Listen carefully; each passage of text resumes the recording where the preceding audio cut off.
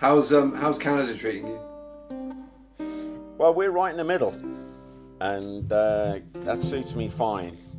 Yeah. The only problems I have is if I'm forced to go to Walmart and Right. suffer that. But apart Yeah, from that, that I'm bad. fine. You know. Yeah. And what took you to Canada, Kev? There's two reasons. Is my son came here when he came out of the army after Afghanistan, and he married a local girl. We come out to visit for the wedding, and just fell in love with Saskatoon. People say to me, why Saskatoon? I hate it here. I said, well, there's a river runs through it. Oh, I'd love to go and live somewhere else. I said, you ever been to London? No, why? I said, well, I was a policeman on the west side of London.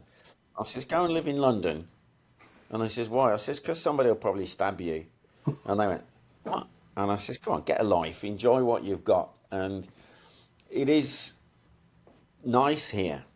We still get Hmm. all of the modern crap and there is problems, but I look at people, somebody says, oh, got to watch it down the west side. Okay, so the west side is where there's community housing and one or two problems, drugs and that kind of stuff. And I thought to myself, yeah, okay, I'm from the arse end of Birmingham. You want stuff? Yeah, yeah, Yeah, come and see where I was born. Yeah, but, hey, yeah. the other thing is I got sick of the UK. Sure. I did my military service, I did my police service, and it took its toll on me. It broke me. Sure. Mm. And the support you get is nothing. You're worth nothing. Hmm. But out here, I'm recognised as a veteran because I did service alongside the Canadians. So I get a Mm. special number plate, and I get free parking downtown. Oh, very I nice. get I get discounts in various stores, even though I'm a British Army Yeah. veteran. You know, um, I got a cap from the local Legion. I'm a member of the local Legion there, and it's got veteran on it. And people go, "Oh wow, hey." But it's mainly for other veterans to come up and say, "I'm a veteran. Good to Yeah. see you," and we'll have a chat. In the UK, nah. Yeah. No, fair dues. Mm. Well, we predominantly wanted to have a chat with you because you're a personality and a name that's been synonymous with historic English archery for as long as I can remember. My first sort of time coming across you was back in the late '90s at Warwick Castle, Oh yeah, and um, Tim and I were talking about this earlier. You were probably the first time that many of us have sort of come across somebody shooting an English longbow and seeing one in the flesh. Um, I Mm. was great fan of Warwick Castle. Visited many times. In fact, found my privilege pass recently whilst digging around through some mementos. So yeah, and was it must have been about '97. I think I was one of the fortunate souls. You used to do a thing in your display where you shoot off as many arrows as you could in a minute, and you get somebody in the crowd to time you. yeah. And days before, we all had mobile phones, and on one occasion that was me who was Oh, bet excellent. timing you. So I can't remember how many arrows you managed to spit out, but it was quite a lot. Yeah, my average was 18 a minute, That's and that that's was at a 90-yard shot yeah, that's a across handsome the number. river. Yeah, But my record was over 21. But Wow. what happened then was I didn't cheat, but I made sure that every arrow was right and perfect. yeah, So I just did it and see, okay, so if I prepare the arrows, get them ready, make yeah, sure the knocks are all correct, will it improve and it give me a two or three arrows yeah. extra? But the rest of it, the arrows were just in my bag or sometimes in my belt. Because it's interesting, isn't it? Because I didn't start the medievally at Warwick Castle. I got hurt when I was a cop, when I was a police officer, and I was off for about 5 years out of work because I Mm. simply couldn't work. I've been injured in the spine and all this kind of stuff. And we moved back to where my wife comes from, down in South Wales, and I've got family heritage there as well. So hey, but we had enough paddock at the back of the house for me to put the bow up because I'd shot the bow for most of my life, and Julie had bought me one for Christmas to rekindle my passion, as it were. But she didn't realise how much of a passion it was. And so I'd go up there and I'd have a gentle shoot and a gentle shoot until I was rebuilding muscle memory around the base of my spine and my chest. And in no time at all, I was winging arrows down and I'd limp away. And I thought to myself, I'm getting stronger here. This is helping. So I started to do road safety at schools because as a policeman, I'd had that horrendous business of a child fatality and had to deal with all the terror of it. So I got this passion about road safety. So I used to go to the local schools, give my time for free. And this is the coincidences of life. And just as I was leaving, a teacher said, we're going to be half an hour late next week. We're doing a bit of an extension to our history. I said, oh, what are you doing? So we're doing the English Civil War. And I said, I've got a musket. I was in the English Civil War Society. I've got all the gear. No, I says, yeah. I says, I'm still licensed. I'll come down. I'll fire a couple of rounds off if you like. Oh, wow. And when I'd finished, she says, there was 350 children plus staff there. And not one of them blinked. They were just mesmerised by the way you speak, Kevin. And I went, oh, right, okay. And she told another school, who told another school. So I'm in this senior school talking about Oliver Cromwell. My hero. And this teacher, just this throwaway comment that I caught, and it changed my life. She said, it's a shame it's not the longbow you shoot. I said, I've shot one all my life. I said, I've got one in the house. I said, I shoot it every day. Would you take us to Chepstow Castle and in costume? Would you do it? And I went, yes, of course I would. I'd never been to Chepstow Castle and I didn't have a medieval outfit. So I came home to my wife, and you got to remember, I was still partially on a walking stick, still recovering from this spine injury. And so we dyed a pair of old man's long johns, one leg red, one leg white, my hands red, my dog was red, the sink was red, my wife's temper was red. But she had faith. We made a jack, I bought a helmet, borrowed a sword, I think, and then turned up. I got permission. And Roger Morgan, the custodian in those days, fully supported me. And in no time at all, I had a few schools coming around Chepstow Castle. And I was going to Chepstow on my day off, practicing to shoot from this angle, from that angle. And an American tour company said, we've been watching you. You're fantastic. Do you think you could do us a few tours? And I said, yeah, no problems at all. So I did them some tours. And all of a sudden, I'm thinking, this is brilliant. I could let go of all my disability benefits and have a new career. And I sent a photograph to Warwick Castle because Julie'd taken me up there. And I'd been around the Kingmaker. And I'd based myself on one of the Kingmaker characters, but from the original manuscripts. And they got back, can we come and see you? And two of them come down. One of them was the high rank, and they sat in my living room looking at my longbow and my arrows and all my gear, saying, yeah, we could use you. Would you mind travelling up? So I travelled up, did a few days, then a few days more, until eventually I thought, we're going to have to move. But meanwhile, I was in schools doing First World War, Romans, the rise of the Nazis, the Holocaust, all of these different things. So I've got myself a new career. And I never let go of the schools business and the Chepstow business while I was at Warwick Castle. And there was a day at Warwick Castle when I thought to myself, just let go, Kev.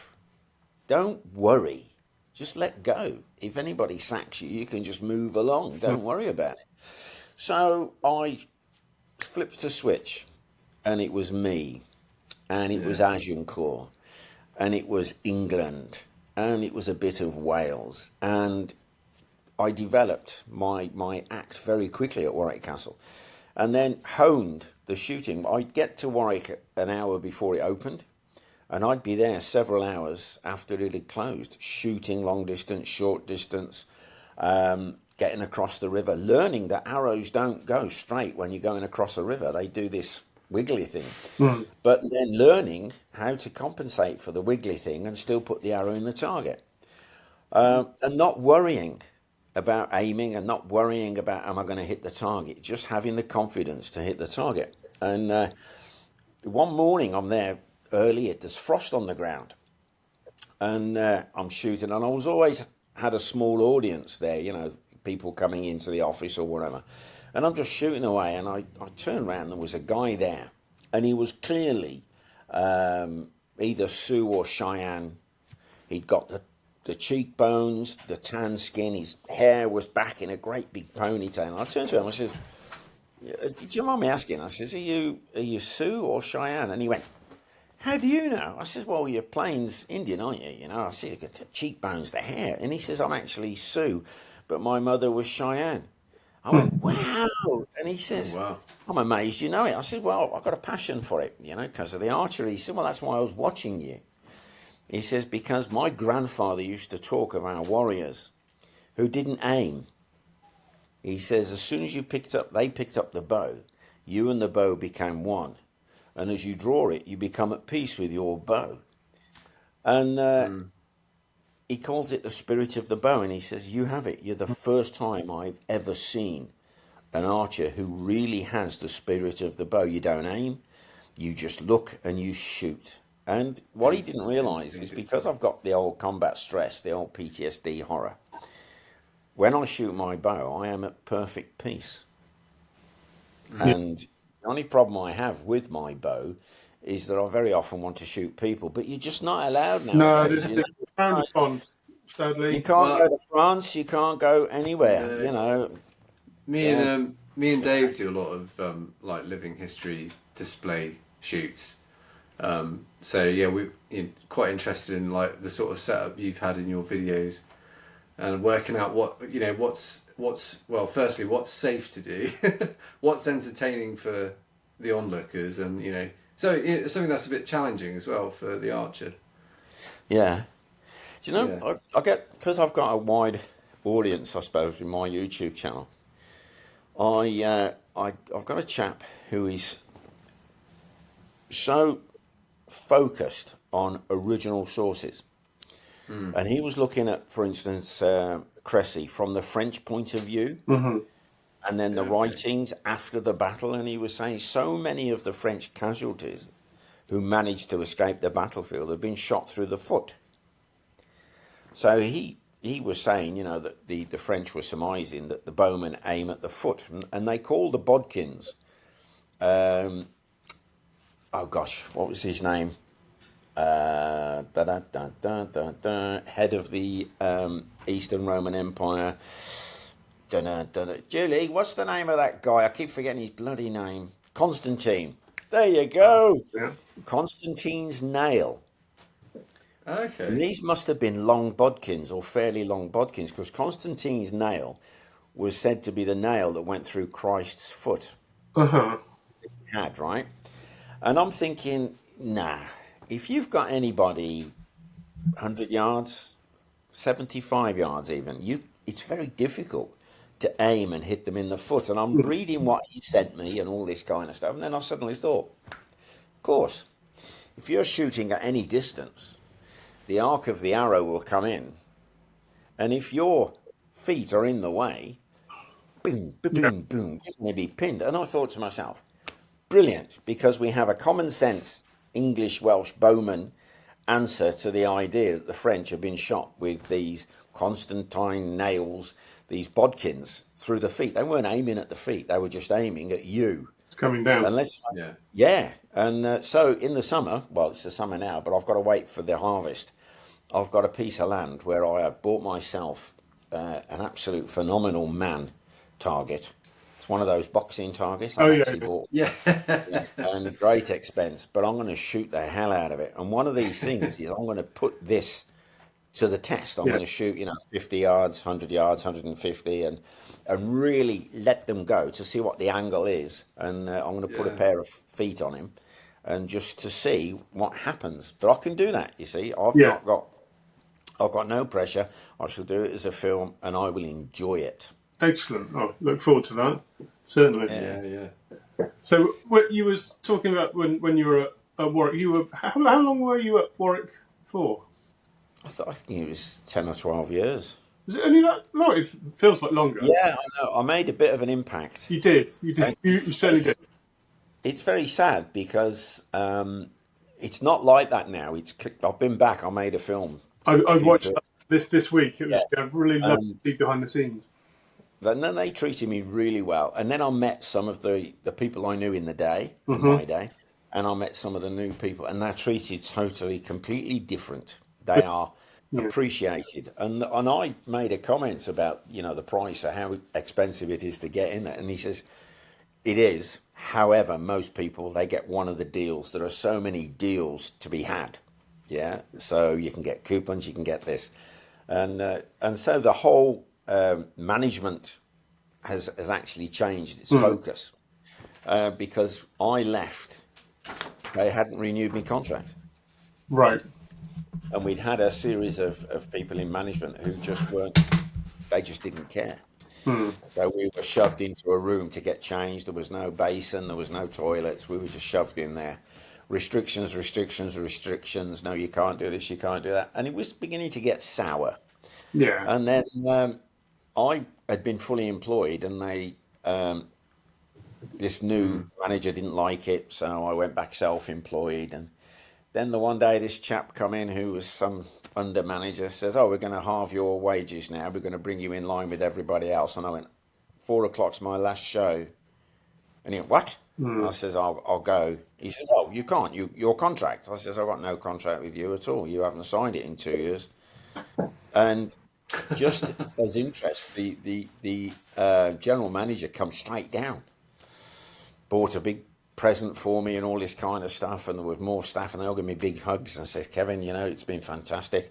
And I thought, oh, right, okay. Within 2 weeks, she was gone. And so there's been this total change of ideas and thoughts to bring some of the fun back. And with the trebuchet, with the bowmen that are there, it's quite. I mean, you got Noel, who was my relief bowman. I think I sold him his first bow. He's still there. Right. Yeah. He looks a lot older than me and haggard, by the way. And he can almost hit the target. I've seen him. He gets very close. Once or twice. Yeah, once or twice. Yeah. It's such a high mark to hit, though. Who he's replacing. Well, I started to play the audience, and I would hang a piece of rope, very thin cord off a target, and I'd say, if I can hit that, this, that, and the other, and I could bloody hit it. And I was thinking, okay, you're missing something. You're missing a point here, aren't you? So I then took away the big target, and I just put a wand. And then I put a feather on top of the wand or a piece of grass.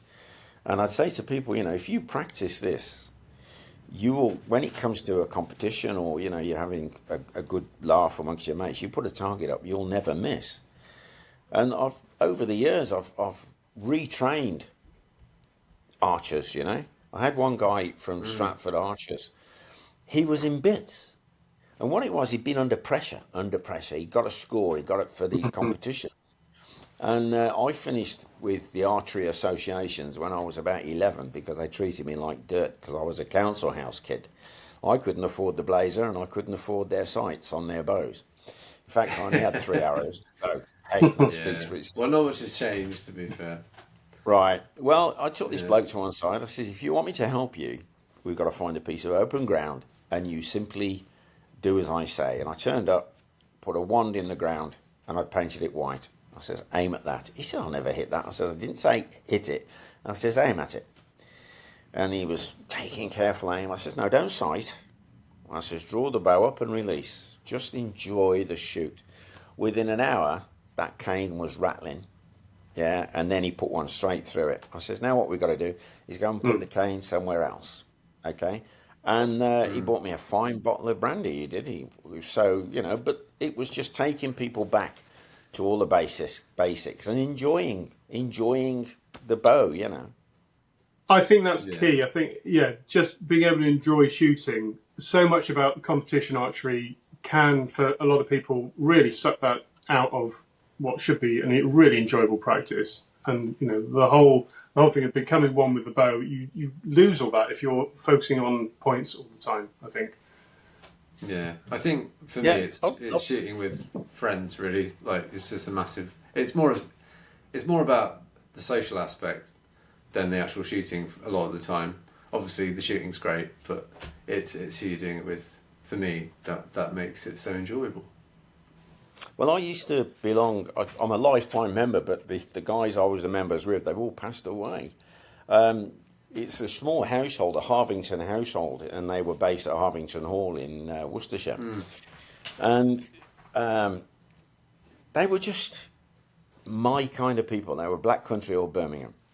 And John would turn up with his eccentric, slightly upper class Black Country accent, and he'd shoulder into me and he'd say, "Ordered some cheese." And I knew I was in for a treat, or found a pork pie. And you think you found a pork pie. So you knew you were into wow kind of. And then Alan Harvey, he became such a dear friend. Both of them passed away now, and Bill, they're all gone. But old John there, he'd have the tattiest old longbow, the tattiest arrows. He didn't care. And he'd suddenly go, "Well, I suppose I'll best shoot." And ping, straight in the middle. You think to yourself, "Oh my God, how'd you do that?" And he said, "I've got some other cheese if you'd like to try this." And it was such a lovely little group, but they're past now. Yeah. So I believe that the Guild of St Edmunds, that was their name, but they've grown and they're now something else. But it's wonderful that they've carried on. Yeah. You know, yeah. I mean, I'm 70 now, and I'm taking a group of youngsters out on Friday to get them into the longbow and have a shoot. And yeah, so there we go. How young are we talking? One's 16 and the other's 19. Oh, not Converting them. I've already converted one 19. Brilliant. And I've taken a 50-odd-year-old woman off her recurve onto a longbow. Good work. Oh, well done. I was going to ask you, Kevin, actually, as a bow maker myself, just wondered what sort of bows you have at the moment. What? Well, I've got Your a collection. lesser pounded. I've just got I can't remember, it's 40 or 50 pounder from Ravenbeak, who are over in British Columbia. And it's a snakeskin funnily enough, longbow. I did a podcast with him last night, which has just gone up today. Oh, right. So, Okay. Yeah, it's funny. But his bow Canada is- twice this week. Right. Well, his bow is it's a lovely bow, and it's just for pleasure. Yeah. But I still have Don Adams's two monsters that he made for me. The one was my main bow at Warwick. And he says, if you've got a problem with it, if there's a crack, if anything lifts, there's a little trick. And I would glue it and then bind it with the glue still wet. And it was just like you do the whipping on an arrow, you hide the knots. Yeah. And this bow looks like it's got bits added to it, but it isn't. It's still the one piece of view, but I've strapped it down. Then I got a 7'2" or something bow, which I've sanded down slightly because it was just too powerful. So I've got those two, and they've got to be still up at £70, which I use for me filming. But for just pleasure and to work me muscles, I use the Ravenbeak, But there will become a time when I shall be hunting for another bow, Well, I can recommend a guy. I'm not Yeah. sure where he is It's a on your long-haired screen. guy. That guy's pretty good. Yeah, that's He's the right in the middle, actually. Where's that guy? Oh, is he? Oh. They're just yeah.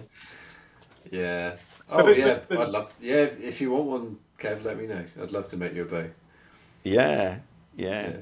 It's got to be left-handed. I'm lefted. I'm left. No, I'm lefted. I I'm left-handed. People always say to me, "Well, you shoot with your left hand." I said, "No, I don't shoot with my right hand." And they go, "Your bow's in your left hand." I says, "Yeah, but I shoot with my right." And I'm winding them up because it's an ambidextrous sport, isn't it? Yep. You just Yeah, do. And I said, can you imagine, 700 years ago, you got a guy who's never written in his life. If he's a shepherd, he doesn't even count them properly. He counts them by fives or whatever. And you say to him, "Oh, right, are you left-handed or are you right-handed?" And he'll go, What's my left? Yeah, yeah, yeah. Yeah, yeah. And oh, that's sinistros and that's sinister. Oh no, I'm not left-handed. Yeah, it's we that modern values are often given, aren't they? Mm. You Yeah. know, I try and I get under the skin sometimes of the old bowmen by using my own military experience. When you make a bivouac, when you bivvy, and there's two of you going to go in the bivvy, it's just about enough room for you two to sneak in and get warm and that kind of stuff.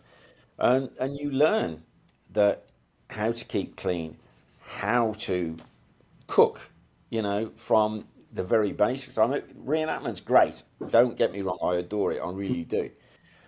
But it's very rare you will see a bowman in a bivvy cooking just from himself or whatever.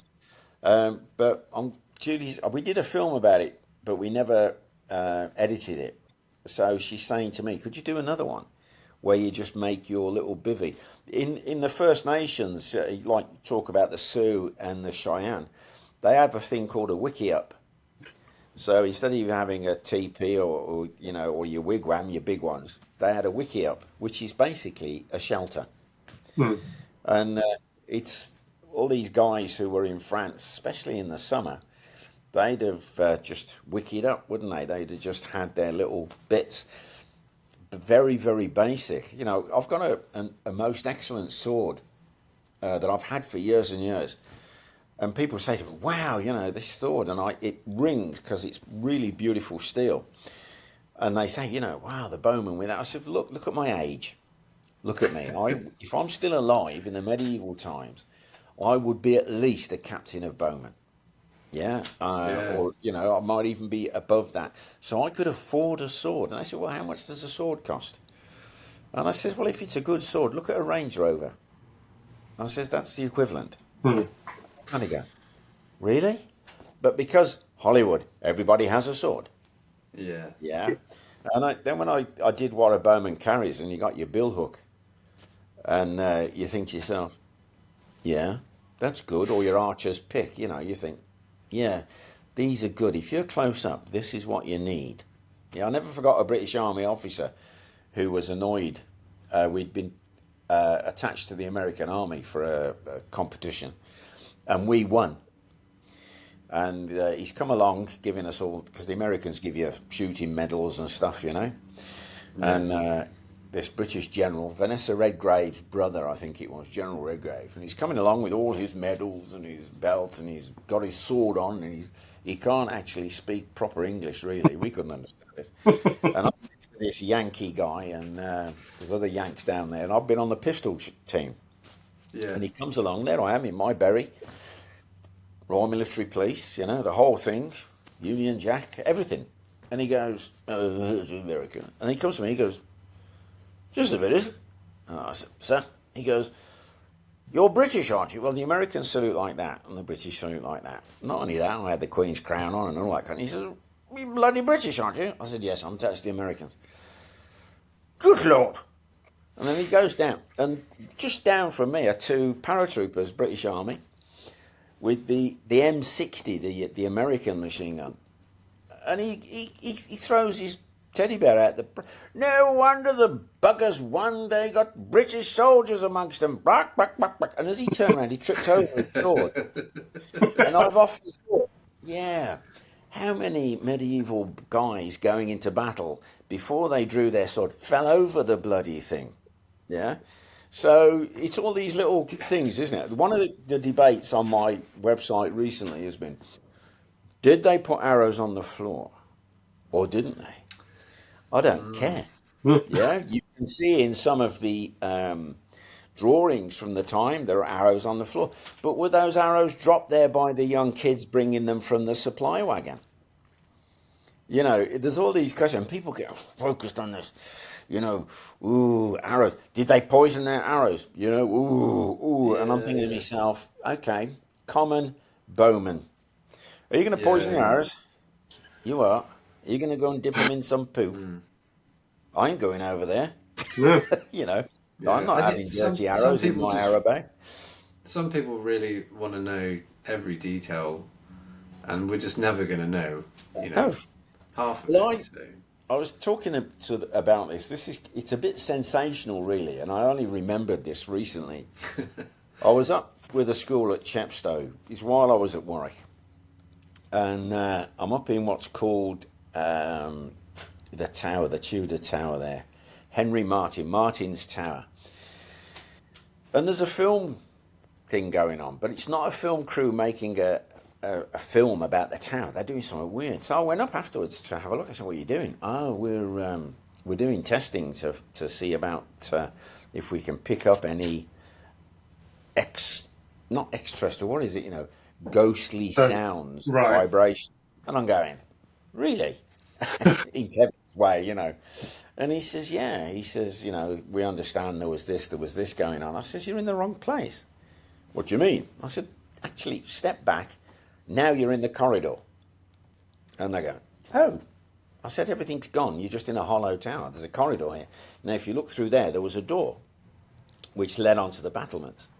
I said, "The fight came through that door, onto this landing, through the corridor, and then down the stairs. It was horrendous, hand to hand, as well as pistols and muskets." Excuse me. And I went, "Well, that's funny because we're only getting readings from the sandstone on this side of the tower." I said, "What do you mean, readings?" "We're all scientists, and what we're here is to find out is the historical feelings and sounds. Is there an explanation?" And I'm going, "Oh, well, that's quite interesting." And as they left, one of them hung back and he says, "They haven't mentioned ghosts, have they? We don't like to say the word ghosts."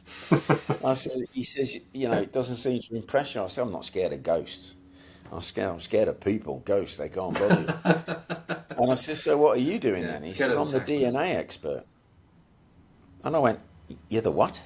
He says, "I'm the DNA expert." I said, "Why is there a DNA expert with this crew of scientists who are trying to figure out, ghosts, are they real or is it a shadow of the past?" He says, "Well, I'm on inherited DNA."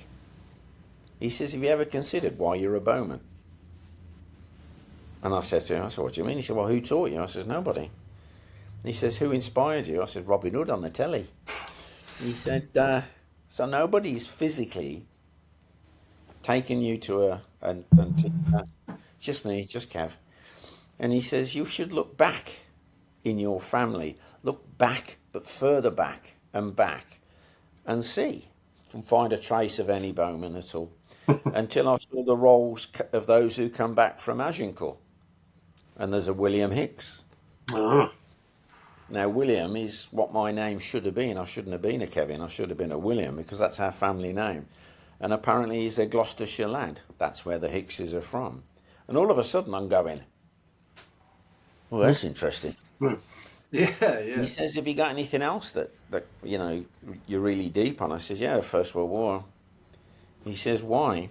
I says, "My great-grandfather was killed in it." And I says, "And I am fixated by him." And he says, "That might be the inherited grief." And I'm going, "What?" And he says, "Your great-grandmother would have grieved. His daughter would have grieved." And he says, "It can make such a dent in you that it can be passed on." And I'm looking at him. 1 minute I'm just Kev the bowman, and the next minute I'm thinking, inherited skills, inherited grief, inherited focus. And he says, now that we know about DNA and we're starting to work on it, we are quickly finding out we are not who we think we are. We are, in fact, somebody else. And that was 20 years ago. So where have they got now with the DNA? Well, I need to find a scientist and check. Yeah, it's right. It's one of those. It's one of those. I like because my son Josh, I taught him to shoot the bow. He could shoot the bow at Warwick. He was great. Did he want to be a bowman? Did he? No. He wanted to be a crossbowman. I was horrified. Oh God! Oh, that's horrible. Yeah. So sorry. And now I know. But now he's a billman with the Oxford household. He's quite happy. And recently he said, "I'm thinking of getting a longbow again, Dad." Oh, so pleased. Yeah. But hey, it's that little blip somewhere in our makeup, in our what, that turns us into, you know. Well. There is something like you know, you must have done it thousands of times. You know, when we do our weekends at living history events, you hand someone a bow, and like it just lights up some people. Yeah. And it can be the first time they've ever seen an actual like English bow, and they're just almost speechless sometimes with it, and it's, you know, they don't want to give it back. Well, there is that. Yeah. Yeah. Wrestle I'll keep this now. You know, I had an experience, so many experiences at Warwick. An Argentinian 14-year-old stood in front of the target, challenged me to shoot her. I didn't. No. So she stuck, do you remember Wallace and Gromit? There was a Gromit backpack that she had. So she stuck that in front of the target. So I put an arrow through its head. But it's Kevin off the leash. You could make a film about it, couldn't you? But I had this lady come over to me at the end of the show. I used to do these after show, you know, chats and that. And she said, would you mind if my son come over and could touch your bow and your face? He's blind. And I'd never seen this close up. He simply had no eyes, no eyelids, nothing. It was just plain. And I said, of course. And I'd get down onto my knees, because he was only a youngster. He was only about 8 or 9. And he did the whole business and felt the arrows, the bow, and then I placed the sword in his hand. And the whole of this young man just totally lit up. Just the experience, and it stayed with me all those years, you know. And there must be thousands of people who've held me bow, or they've held the sword, or they just, every now and again I'd be talking to somebody at the castle, and I'd have a little hand come and hold mine, and I'd look down, and he'd be a little chap, and he'd be looking up. Sherwood Forest, when I worked at Sherwood Forest, the amount of people that just come up and just to talk, to touch, just to be part, just to be in my little bit of airspace. But to me, it was an honour. Yeah. You know, it was just joy, because the people get so much out of Yeah, you know. like we experience a lot of that because you're playing your part for the weekend, and you see a side of people you don't often get to see, because they feel they can approach you. Yeah. Sometimes, you know, they're overly, you know, they overdo it sometimes, but it's quite nice, and you quite often get into like some really in-depth, lengthy conversations with people like you don't know at all. Yeah, it really breaks down some barriers. It's really nice. Yeah, it's Yes, like it does. a huge part of the. I had a woman grab me, put her hand straight into my codpiece and grab me, and she went, "Oh my God, it is you! Oh, who else is going to be in there?" It's not padding. This is all Kev. Well, just me, you know. Hey, there you go. Form a line, form an orderly queue. Yeah, it does. The old copies does get a fair old bit of attention. It's you know, need to wear one more often, I think. Yeah. Yeah. It is. It's a change. Mind you, I was saying a changing world. I think there's a backlash now of people standing their ground and saying, "No, I am English," or "I am Welsh," and look, get stuffed, mister. Yeah. So. Yeah. I should carry a warning T-shirt, really. You know, warning, this is Kev, back off. Well, our history is so bloody rich and bloody. Yeah, and bloody. Well, it's, you know, but we've all, you know, something I learned as a police officer, we are just as violent. It's the law that keeps us in check. But that law, nowadays, is being eroded. And we're not, you know, society as a whole is not being kept in check in a proper fashion. It's being, well, demonised almost, isn't it? But I'm not going to get down the political thing.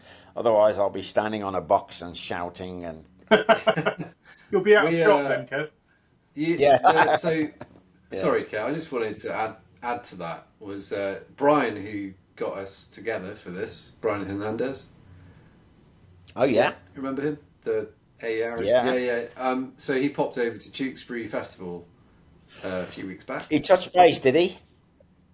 Yes. Yeah, he came over for the week. He only came for like 2 or 3 days, and like all the way from Chicago.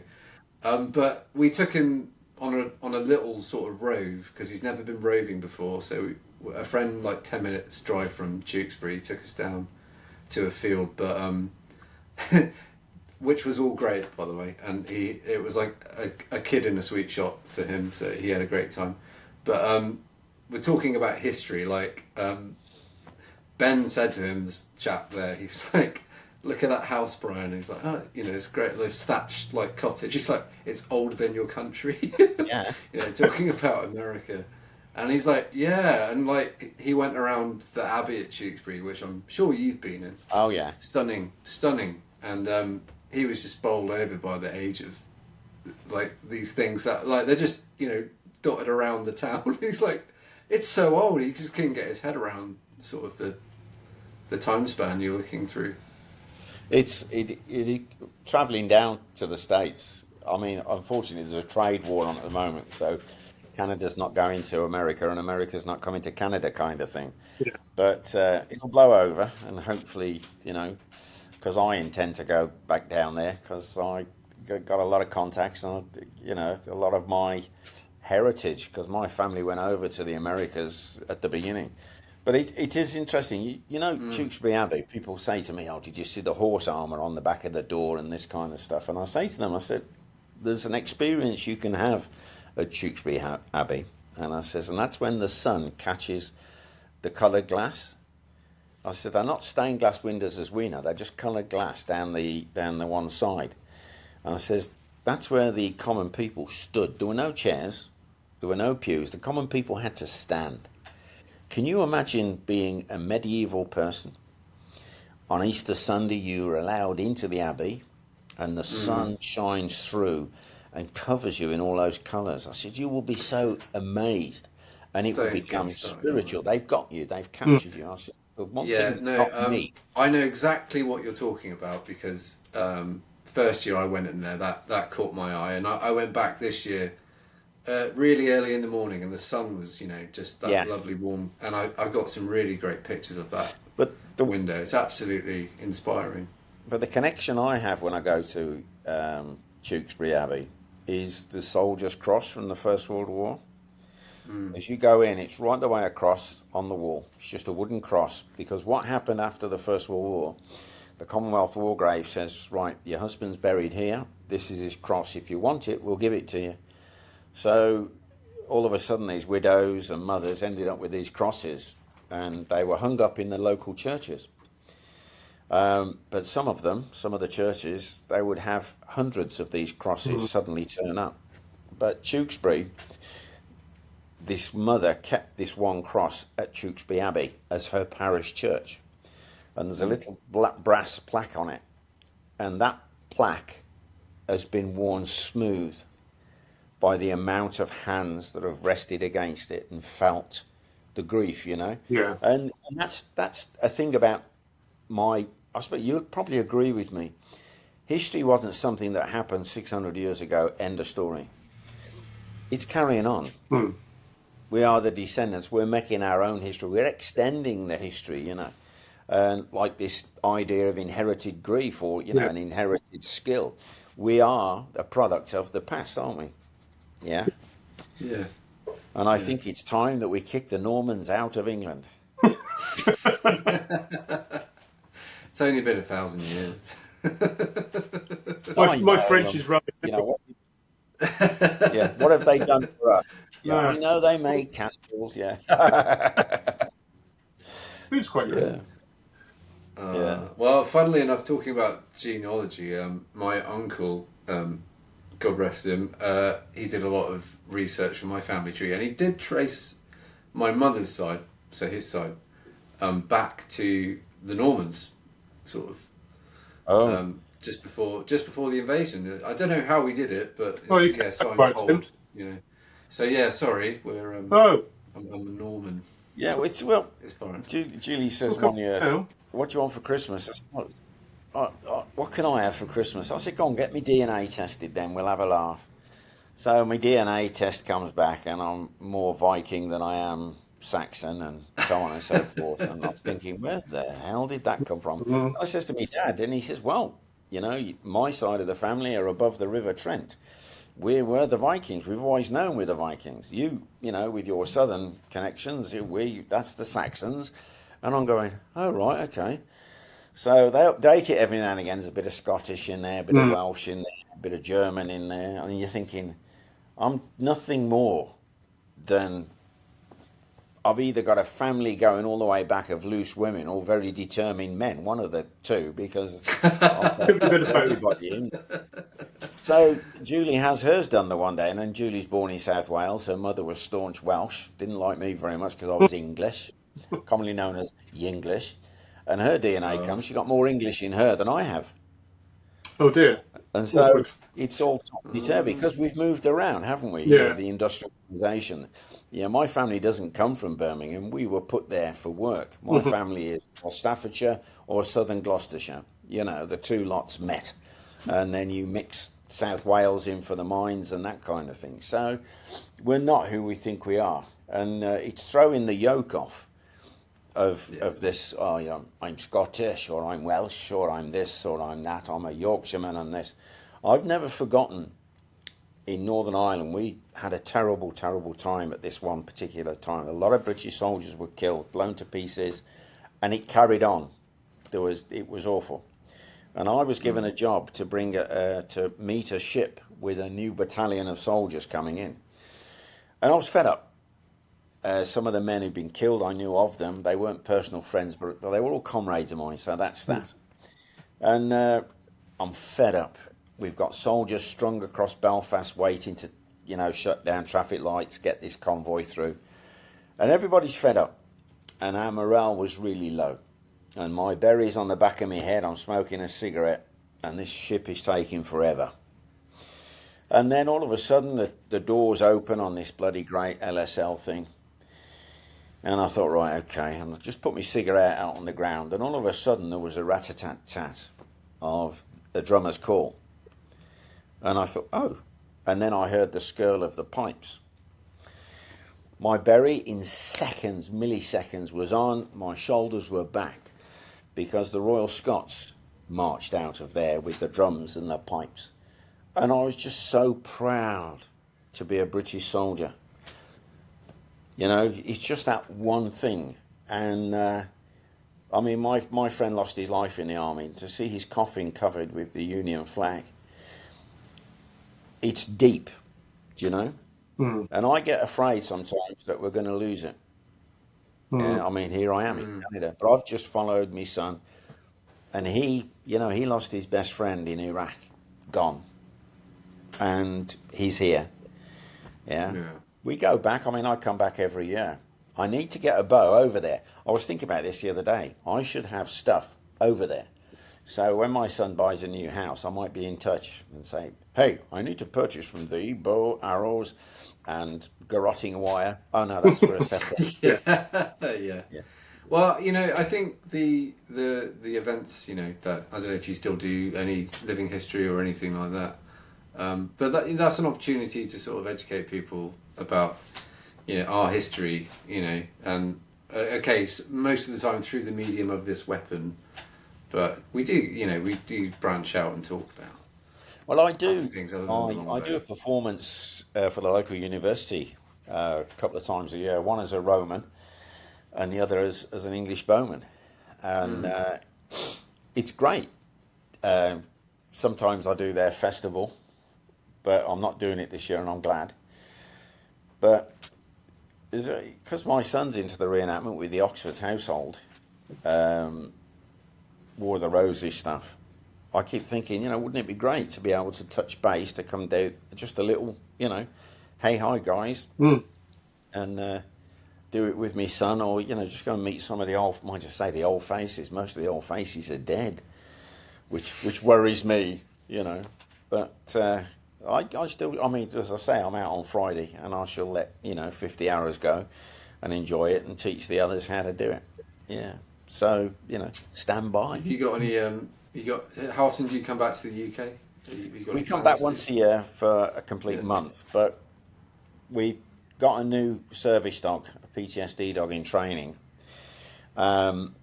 because we want to get him as fully certified as we possibly can so that we can bring him with us on the plane and then come to the UK and stay for a couple of months. Because I'd only stay a month because my dog was back here, and I have to take care of myself mentally because sometimes the nightmares are just disgusting. So I have to look after myself, if you like. Well, absolutely, absolutely. Well, I mean, if next time you are over, give us a shout, and if it would be an honour and a privilege if we got the opportunity to shoot with you. Perhaps. Oh, that's nice. So where are you based then, Dave? Well, I'm down in Plymouth at the moment. Funny people down there. Yeah, I'm Bristol. Yeah, I know, innit? I'm from Bristol originally, so it's a bit, I'm a bit out of. My God, really? Yeah. Ooh, yeah. My West Country family have got a very strong connection with Tasmania and Australia. Oh, really? Right. Yeah, they were given one-way tickets. Yeah. Okay. Well, yeah, and I never made it over there personally. We can always come to you. You don't have to come down here. But, we have to soil yourself with a West Country. We end up sort of going all over doing living history things. Up to Tewkesbury, obviously, and down into Dorset. Wales. We do Tintern Abbey. Yeah. I know Tintern Abbey because the custodian there is a very, very good friend of mine. Pascal. Pascal is a very, very good friend of mine. Ah, splendid. Yeah, we know Pascal. Yeah, Pascal and Laura, we're actually family friends. I knew their children when they were this big. Well. And they're married. One of them lives in Denver, So. Right. Yeah. So where are you based in? I'm not that far from Dave. I'm on Dartmoor, in the middle of Dartmoor. That's quite right too. There's a grey building there where they should lock people like us up. He's narrow shot away from that. Yeah. But at the moment, it is empty because. It's I don't know if you know it. I probably shouldn't be going into this on the podcast, but just because it's a non sequitur. But I don't know if you know about radon gas. Yeah, they've got a real bad radon problem at the prison. Oh dear. So they've taken everybody out, and I think it's going to be like 2 or 3 years before they can solve it. So. It's interesting history. The Western Front from the First World War, a lot of the pasture land is contaminated. Yeah. They're now finding that contamination from the shells and the explosives is actually coming through the milk and through the produce. Good grief! Yeah. Well, so they're kind of going, ooh. Yeah, maybe this whole thing isn't a good idea. Yeah. No. So how often do you get out? How often do you get out and shoot? Well, in the summertime, it's normally once a week or once a fortnight if I can manage it. But we've had a tremendous amount of rain, sun, so we don't normally shoot. The quarry is totally overgrown. I went there the other day and I managed to shoot at 50 to 100 arrows kind of thing. But I've just found a new shooting ground. Fingers crossed. Okay. And hopefully, I can go up and have a go, as I say, on Friday. If I was hunting, I could go anywhere. But I've killed enough things in my life. I'm not interested in shooting Bambi. Yeah. So that's just the way it is, Yeah. Right. Oh, well, like Dave said, if you find yourself in the UK and you've got a bit of spare time, let us know. We'll come. Yeah. Well, I shall stay in touch. Yeah. And because there are ideas. I don't intend to pop off just yet. Oh no, I hope not. I'll be hoping I'm still going to be mid-80s and still shooting and going. Easily, yeah. Well, a member of our group, he's 81 now, is he, Dave? Yeah. And he still shoots a bow. Yeah. What's that? He knows Pascal really well. What's your group? It's the Medieval Free Company. Oh, right. Okay. Yeah. So you're actually in France, are you, kind of thing? Agincourt? Well, we are Wars of the Roses. That's better then, because most of my kit is based on War of the Roses. Perfect. Yeah. But we're basically, we all shoot a bow in the group. There's a few men at arms, but it's a longbow group. Okay. I'll look you up. Yeah. Yeah. We're on social media, I think. I don't know who Claire deals with that, doesn't she? Yeah, we've got there's a Facebook group, even a TikTok. account if you do that kind of thing. But it's a lovely no. No, I don't do that. But Facebook is my Facebook. Yeah, fair dues. But it's a lovely family-based group as well. We've got the youngest is a few months old, and the oldest is 86.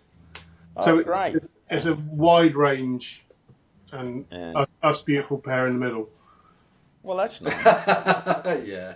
I never forgot a little kid a little snotty nose shit, really. Oh, excuse my friend. But, yeah, what? He says, you can't be Robin Hood, you're too old. I says, you cheeky bugger. I says, I'm Robin Hood's granddad. And he went, oh, that's right. And you feel like, Yeah. Right, I'm going to have to shoot then, because we've got... Yeah, I was going to say, Kevin, thank you very much for your time. Oh, you're welcome. Real pleasure. I've enjoyed it. A real pleasure. Oh, yeah. Love you. Right, let's see if I can... Are you going to come... Can you just pass him to me?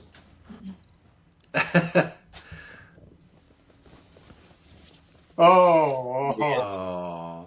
The newest member of our family. What a beauty. Yeah. Yes. I don't think he's going to settle. Doesn't look very comfortable there. No, he's very hostile. Yeah, I can tell. Yeah. What's he called? Pardon? What's he called? Oliver, after Oliver Cromwell. Of course. Yeah, he's a King Charles Cavalier Spaniel. Yeah. I was going to say he looked like a spaniel. Ollie. Yeah. Nice. Oh, he's a cutie, isn't he? We've got a poolie on at the moment, but we're getting that sorted out, aren't we? Eh? Yes, we are. Yeah. Okay, right, I'll shoot off then, so to speak.